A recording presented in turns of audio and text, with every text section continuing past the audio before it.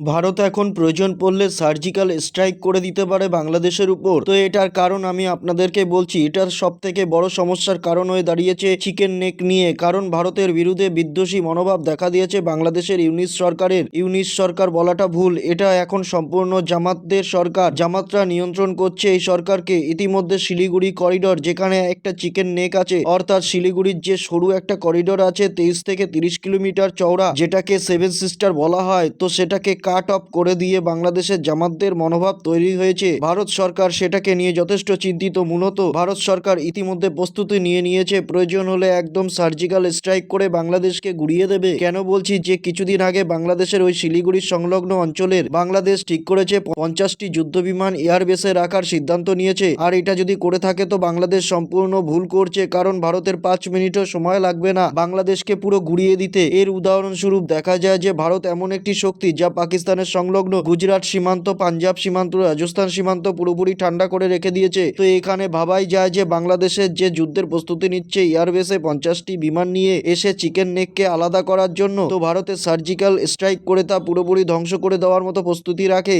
আর এটা জলজান্ত উদাহরণ চীন লাদাখে টের পেয়েছে। তো নরেন্দ্র মোদী সরকার যেভাবে মিলিটারিকে স্ট্রং করেছে, তাতে চীনের পুরো মাথা ব্যথার কারণ হয়ে দাঁড়িয়েছে। আর কোথায় না কোথায় বাংলাদেশ তারা নাকি প্ল্যান করছে চিকেন নেককে আলাদা করার। চিকেন নেকটা কি? চিকেন নেকটা হলো দক্ষিণবঙ্গের সঙ্গে উত্তরবঙ্গের যোগাযোগের একটা অঞ্চল, যেটা আপনারা এই ম্যাপের সাহায্যে দেখে নিন। কোনো জায়গায় 22 কিলোমিটার আছে, কোনো জায়গায় 30 কিলোমিটার আছে। একদিকে আছে বাংলাদেশ, একদিকে আছে নেপাল। তো এই জায়গাটা যদি বাংলাদেশ কেড়ে নেয়, তো উত্তর পূর্বাঞ্চল দিয়ে কোনো রকম দ্রব্যাদি 7টা রাজ্যে পৌঁছতে পারবে না। তো এমনই ভাবভঙ্গি রয়েছে বাংলাদেশের। তো এটা প্রায় বাংলাদেশ মিডিয়ার কাছে শোনা যাচ্ছে।